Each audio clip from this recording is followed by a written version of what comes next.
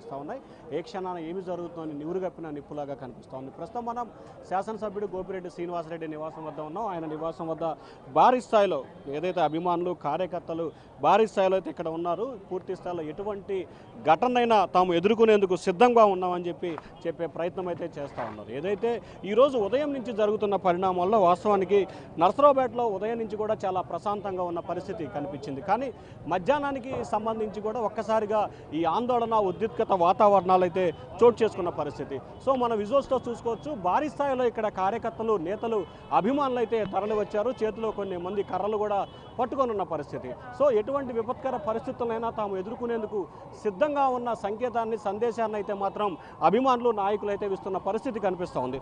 So ఏదైతే ఇక్కడ రెండు పార్టీలకు సంబంధించి అధికార ప్రతిపక్ష రెండు పార్టీలకు సంబంధించి కూడా ఈరోజు జరిగిన పరిణామాల్ని ఎన్నికల సంఘం కూడా చాలా సీరియస్గా తీసుకున్న పరిస్థితి. సో మన విజువల్స్లో చూసుకోవచ్చు. ఏదైతే కారు కూడా ధ్వంసమైన ఒకటి కాదు రెండు మొత్తం 3 కార్లు ధ్వంసమైన సంఘటన కూడా ఇక్కడ ప్రధానంగా చూసుకోవచ్చు. ఇక మరొక అంశానికి చూసుకుంటే ఏదైతే ప్రస్తుతం ఇక్కడ ఇంత సంఘటన జరుగుతున్నప్పటికీ కూడా పూర్తి స్థాయిలో పోలీసులు అయితే చాలా తక్కువగా ఉన్న పరిస్థితి. సో ఇప్పుడు మనతో ఒక అభిమాని పెద్ద కర్ర ఒకటి పట్టుకొని ఉన్నాడు. సో ఏంటి ఈ కర్ర పట్టుకోవడానికి కారణం? మా నేమ్ ఇస్ శ్రీరామ్ రెడ్డి. మా నెగిటివ్ ప్లేస్ ఇస్ రంగారెడ్డిపాలెం. మా నేమ్ ఇస్ మా రంగారెడ్డిపాలెం.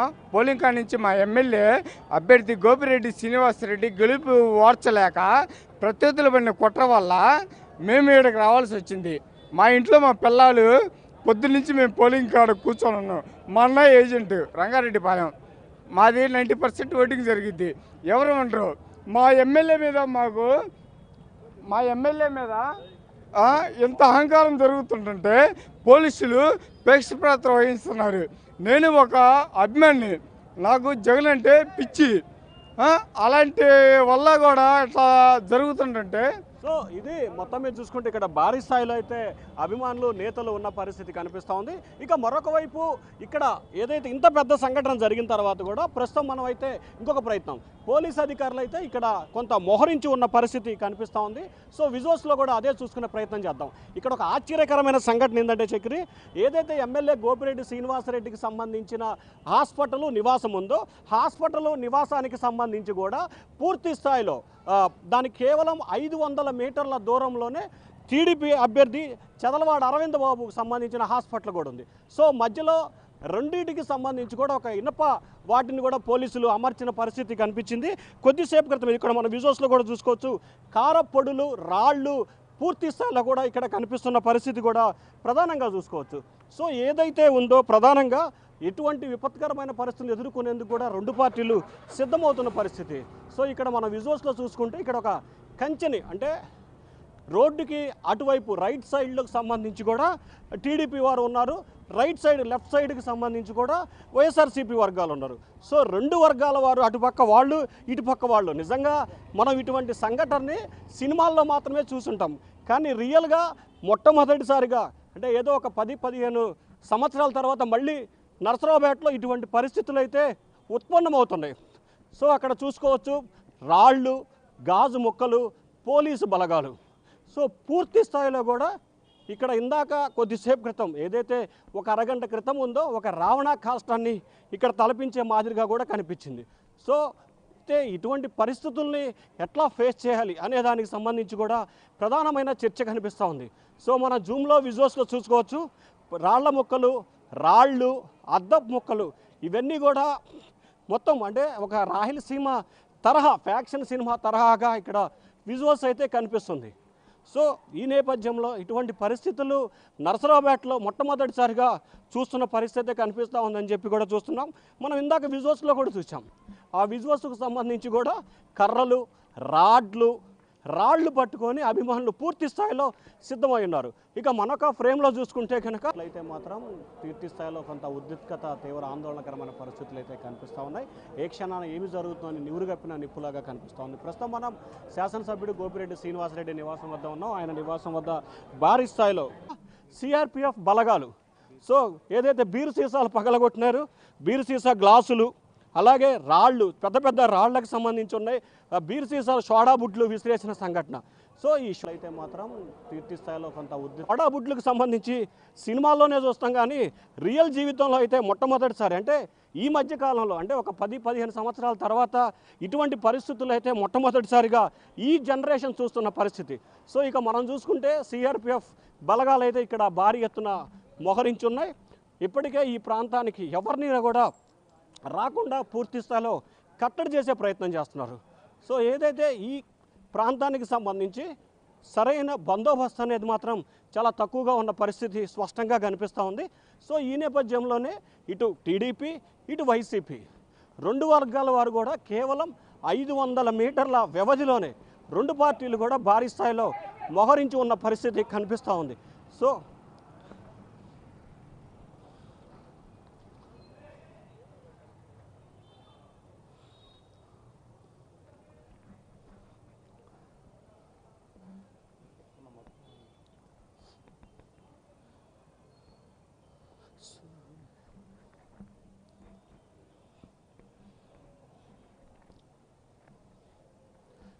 చక్రి ఇక్కడ చూసుకోవచ్చు విజువల్స్లో భారీ స్థాయిలో కూడా టీడీపీ కార్యాలయం వద్ద ఏ స్థాయిలో పోలీసులు మోహరించున్నారు అంటే భారీ స్థాయిలో కూడా పోలీసులు అయితే భయంకరంగా మోహరించి ఉన్నారు.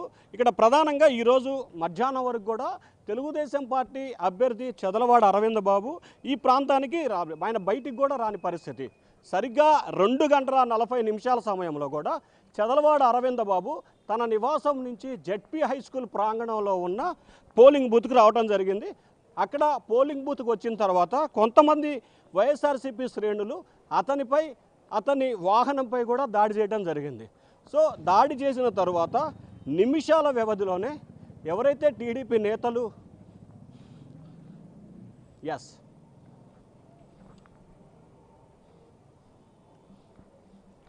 మొత్తం మీద చూసుకుంటే ఆ దాడి జరిగింది. సో దాడి జరిగిన తర్వాత క్షణాల వ్యవధిలోనే అక్కడి నుంచి కూడా ఒక్కసారిగా ఎమ్మెల్యే గోపిరెడ్డి నివాసానికి అక్కడికి చేరుకున్న పరిస్థితి. ఒక్కసారిగా గోపిరెడ్డి నివాసంపై దాడి చేయటం, ఆయన హాస్పిటల్ను ధ్వంసం చేయటం, అలాగే హాస్పిటల్లో ఉన్న వాళ్ళ మామయ్య ఎమ్మెల్యే గోపిరెడ్డి శ్రీనివాసరెడ్డి వాళ్ళ మామయ్య తలబగలటం, అలాగే పలువురు కార్యకర్తలకి తీవ్ర స్థాయిలో గాయాలవటం జరిగింది. వెంటనే అదే స్టేజీలో కూడా వైఎస్ఆర్సీపీ శ్రేణులు కూడా రియాక్ట్ అయ్యారు.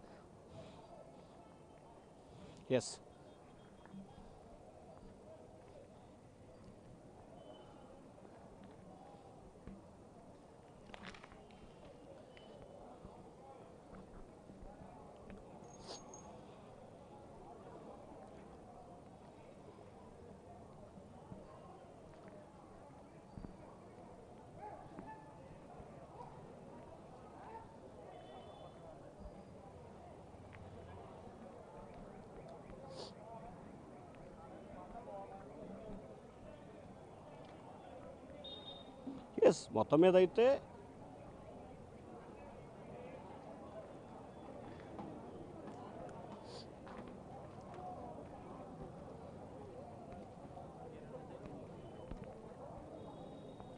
మొత్తం మీద చూసుకుంటే మనం విజువల్స్లో చూసుకోవచ్చు, కారు మీద దాడి విజువల్స్ కానీ, ఇప్పుడు మనం లైవ్లో విజువల్స్ కానీ, ఇక్కడ మనం లైవ్లో విజువల్స్ చూసుకుంటే ఒకవైపు అరవింద్ బాబు ఏదైతే తెలుగుదేశం పార్టీకి సంబంధించిన అభ్యర్థి అరవింద్ బాబు హాస్పిటల్ వద్దకు మనం వచ్చాము.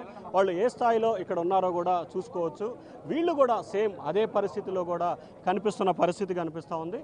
ఒకవైపు వాళ్ళు, మరొక వైపు వీళ్ళు, రెండు సైడ్లకు సంబంధించి కూడా భారీ ఎత్తున కూడా మోహరించున్న పరిస్థితి కనిపిస్తూ ఉంది. సో ఏదైతే ప్రధానంగా చూసుకుంటే ఇక్కడ పోలీసులు ఏ స్థాయిలో మోహరించున్నారో కార్యకర్తలు కూడా అదే స్థాయిలో కూడా మోహరించున్నారు.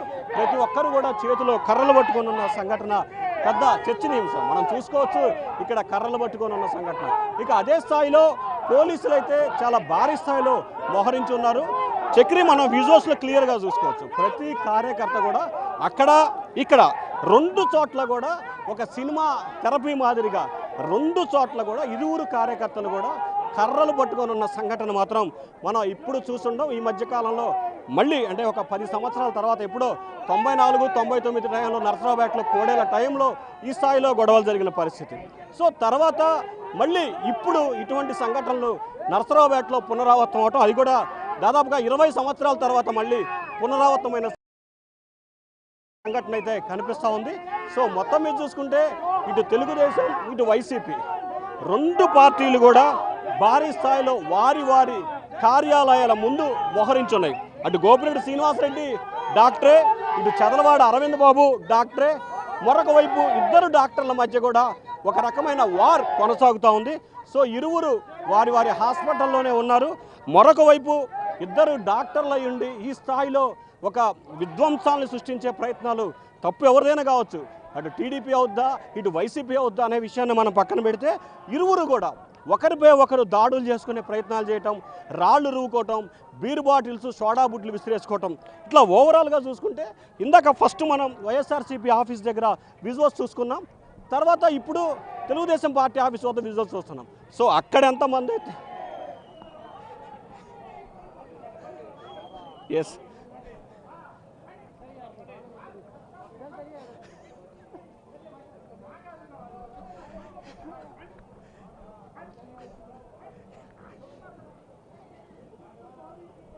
సో మొత్తానికైతే మీరు అన్నట్లుగా ఇరు వర్గాల వాళ్ళు కర్రలు పట్టుకొని ఉన్నారు. పోలీసులు అయితే మాత్రం ప్రస్తుతానికి చూస్తూ ఉన్నారు. అయితే ప్రస్తుతం పోలీసుల మీద ఉన్న తక్షణ కర్తవ్యం ఏమిటంటే ఇటు వాళ్ళని అటు వాళ్ళని ఇటు పంపించకుండా ఉండటమే వారి ఏకైక ప్రస్తుత కర్తవ్యంగా కనిపిస్తూ ఉంది. ఎందుకంటే ప్రస్తుతం ఇందాక జరిగిన సంఘటనల్ని మనం బేరేజ్ వేసుకుంటే సో అటువంటి సంఘటన మళ్ళీ పునరావృతం కాకూడదు అనేది ప్రధానమైన చర్చ. సో మనం విజువల్స్ చూసుకోవచ్చు, ఒక మహిళ కర్ర పట్టుకొని నిలబడుతుంది, చూస్తున్నారు మన విజువల్స్లో కూడా చూడొచ్చు. ఆమె కర్ర పట్టుకొని చాలా గట్టిగా కూడా మాట్లాడుతున్న పరిస్థితి కూడా ప్రధానంగా కూడా చర్చించవచ్చు. చక్రి, మీరు ఇందాక అన్నారు కర్రలు పట్టుకుంటుంటే ఏం జరుగుతుందన్నారు. కర్రలు ఇప్పటిదాకా మగవాళ్ళే పట్టుకున్నారు, ఇప్పుడు కూడా ఆడవాళ్ళు పట్టుకుంటున్న శబదాలు చేస్తున్న పరిస్థితి. మరొకసారి పల్నాడులో ఇటువంటి పరిస్థితులు ఉత్పన్నం అవుతాయా అనే సందేశాన్ని కనిపిస్తున్న పరిస్థితి కనిపిస్తూ ఉంది. కానీ పోలీసులు మాత్రం ఇరు వర్గాలని అటువైపు వాళ్ళని ఇటువైపు వీళ్ళని ఆపే ప్రయత్నం చేస్తున్నారు. కానీ వాళ్ళ దగ్గర ఉన్న ఆయుధాలను అంటే ఏదైతే కర్రలు కానీ రాడ్లు కానీ సోడా బుడ్లు కానీ వీటిని తీసుకునే ప్రయత్నాలు మాత్రం ఏ ఒక్క పోలీసు కూడా చేయట్లేదు. కానీ పోలీసు అధికారులకు సంబంధించి ఉన్నతాధికారుల నుంచి ఆదేశాలు రావాలనేది ప్రధానంగా వారి ఆలోచనగా కనిపిస్తూ ఉంది. ప్రస్తుతం అయితే నర్సరావుపేటలో మరికొద్ది సేపట్లోనే అంటే రాష్ట్ర వ్యాప్తంగా 6 గంటలకి పోలింగ్ ప్రక్రియ ముగుస్తుంది కాబట్టి దాంతోపాటు నర్సరావుపేటలో కూడా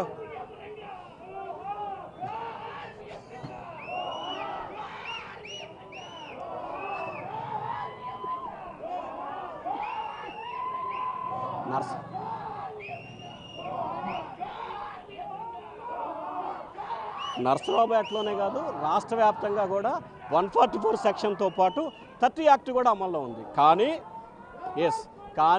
వారి వారి కార్యాలయాల ముందు భారీ స్థాయిలో జన సమీకరణ చేసుకుంటున్నారు. ఎందుకంటే ప్రత్యర్థులు వస్తే మేము సిద్ధంగా ఉన్నామనే సందేశాన్ని వీళ్ళు పోలీసులు సాక్షిగా ఇస్తున్నారు.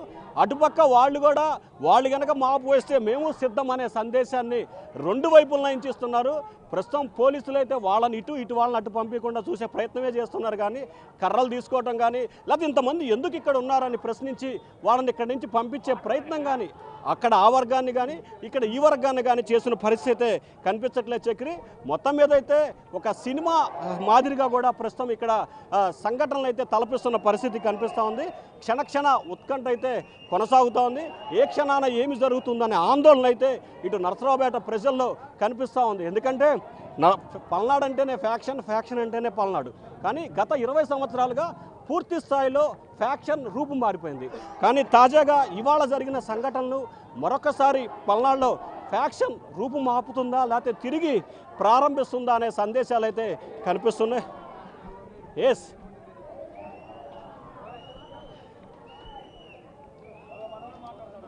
కరెక్ట్గా 300 నుంచి 400 మీటర్ల దూరం మాత్రమే ఉంది ఆ హాస్పిటల్కి ఈ హాస్పిటల్కి. నిజంగా ఆ హాస్పిటల్ వెనక నుంచి వస్తే ఈ హాస్పిటల్ వస్తుంది, ఈ హాస్పిటల్ బ్యాక్ నుంచి వెళ్తే హాస్పిటల్ వస్తుంది. కానీ ఎవరి వద్ద వారైతే మాత్రం భారీ స్థాయిలో జనం అయితే మోహరించున్నారు. మరి ఎన్నికల ప్రక్రియ కొనసాగుతున్న నేపథ్యంలో ఏం జరుగుతుంది ఏంటి అనే ఉత్కంఠ అయితే క్షణక్షణం కొనసాగుతూ ఉంది. మరి ఇక పోలీసు అధికారుల పాత్ర పోషించాల్సిన సమయం అయితే ఆసన్నమైంది. ఎందుకంటే పోలీసులు రియాక్ట్ అవ్వకపోతే అక్కడ 300 మీటర్ల దూరం అవతల ఆ పార్టీ వాళ్ళు, 300 మీటర్ల దూరం యువతల ఈ పార్టీ వాళ్ళు వందల సంఖ్యలో గుమ్ముకూడి పైగా ఎన్నికల కోడ్కు విరుద్ధంగా కర్రలు రాడ్లు పట్టుకొని ఉన్న పరిస్థితి అయితే ఇక్కడ కనిపిస్తూ ఉంది. మరి ఇక పోలీస్ సంఘటన అయితే కనిపిస్తూ ఉంది. సో మొత్తం మీద చూసుకుంటే ఇటు తెలుగుదేశం ఇటు వైసీపీ 2 పార్టీలు కూడా భారీ స్థాయిలో వారి వారి కార్యాలయాల ముందు మోహరించున్నాయి. అటు గోపిరెడ్డి శ్రీనివాసరెడ్డి డాక్టరే, ఇటు చదలవాడ అరవింద్ బాబు డాక్టరే, మరొక వైపు ఇద్దరు డాక్టర్ల మధ్య కూడా ఒక రకమైన వార్ కొనసాగుతూ ఉంది. సో ఇరువురు వారి వారి హాస్పిటల్లోనే ఉన్నారు. మరొక వైపు ఇద్దరు డాక్టర్ల ఉండే అధికారులు, ఎన్నికల సంఘం దీనిపై ఏ రకంగా వ్యవహరిస్తూ ఉంది, ఏం చేయబోతుంది అనేది మాత్రం కొద్దిసేపట్లో క్లారిటీ వచ్చే అవకాశాలు అయితే కనిపిస్తూ ఉన్నాయి. చక్రి చూసుకోవచ్చు ఇక్కడైతే